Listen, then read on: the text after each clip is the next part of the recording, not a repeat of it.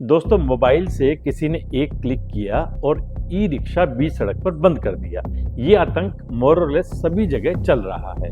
आज तो दिन भर मेहनत से रिक्शा चलाऊंगा। बच्चों की स्कूल फीस भरनी है कल। भाई, तुझे एक जादू दिखाऊं क्या? देख इस रिक्शा वाले की कैसे मैं रिक्शा बंद करता हूँ।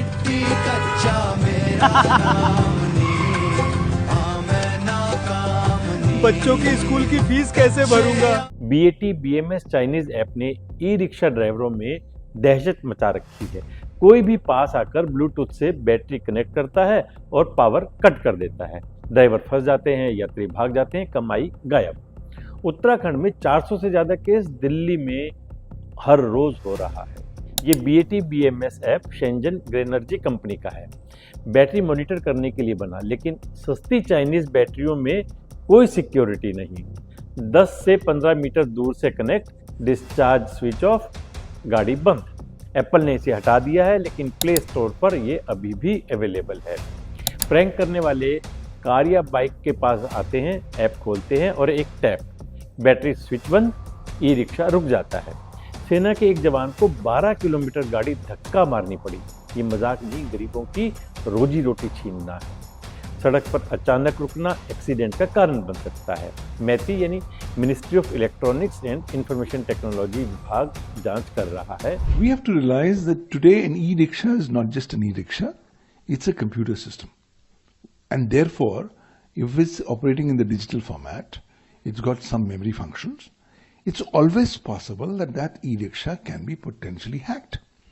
The systems can be hacked by legitimate apps, but which are misused in the wrong direction. And that's what this new misuse of this Chinese app is being reported, where youngsters and other people are easily going ahead and hacking into the computer system of the e-rickshaw, making it stop its functions and going ahead and incapacitating the performance of the said rickshaw. In the eyes of law, I am very clear, this is not a game, this is an offence under Section 66, read with Section 43 of the Information Technology Act 2000, because this is an activity that's done dishonestly or fraudulently, where people enter into the computer system of this e-rickshaw without the consent or the knowledge of the person who's the owner or the person in charge of the said e-rickshaw. And that becomes the offence of a computer-related offence under Section 66 of the IT Act, punishable with 3 years imprisonment and 5 lakh rupees. ड्राइवरों में गुस्सा है।